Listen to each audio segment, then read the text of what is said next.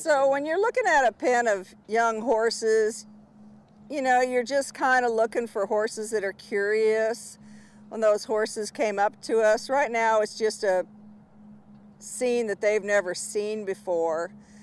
So if you're going to look at some horses that you want to buy, I want a real curious horse. If there's a dog in here and they got their nose down, they're following that dog around, just kind of watch how they react to different stimulus and see if that's a horse that's going to work for your riding program.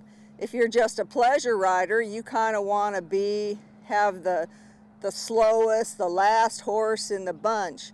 Right now, watching them move, the little red filly, she's the leader. She kind of goes first, and the little bay colt, he follows behind.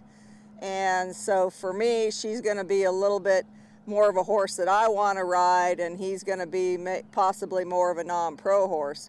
There was a trainer that I knew, and his wife did pleasure horses, and they'd go out in a group of yearlings, and she'd pick one to buy. And he said she was really good at picking a good pleasure horse. So he finally asked her, "How are you doing that?" She says, "When they're running around, I just pick the very last one in the group because that's the slowest, the kind of more laid back one." He said it really worked for her.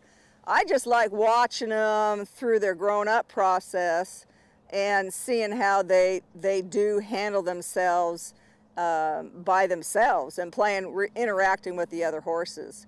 When we gave these two the vaccinations, the red filly, she leads good. When the vet gave her vaccination, she knew there was a needle going in there, wasn't thrilled about that. Whereas the colt, he doesn't lead, he kind of drags along. And then he could have cared less about having an injection. He was just like, oh, who cares? And the vet's like, you're going to have to kick on this one a little bit more than the filly. So you can tell a little bit, but you can't tell a whole lot, in my opinion, until you actually start working with them. These colts, I don't believe in handling colts much until you get them up to really want to train on them. I mean, I want them to stand tied, I want them to lead, I want them to have their feet picked up and be trimmed, you know, every couple months by the shoer. Other than that, I don't do a whole lot with them. Sandy? I look for a certain amount of alertness, but not overreactivity. Sometimes horses get carried away with themselves just because they're young and they're out and they're having fun. But in general, I don't want a horse that overreacts to the stimulus that is at hand, because there's a really good chance that they'll overreact to your training as well. And conformation is such a liar, especially at this age, because they can grow so differently than they start out.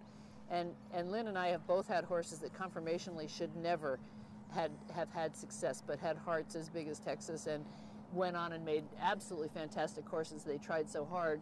And vice versa, you know, had beautifully conformed, really attractive horses and not had it work out so well. So, you know, conformation for me is not as important as their mental state and how much feel they have at this point, and you know, the things that Lynn's already talked about.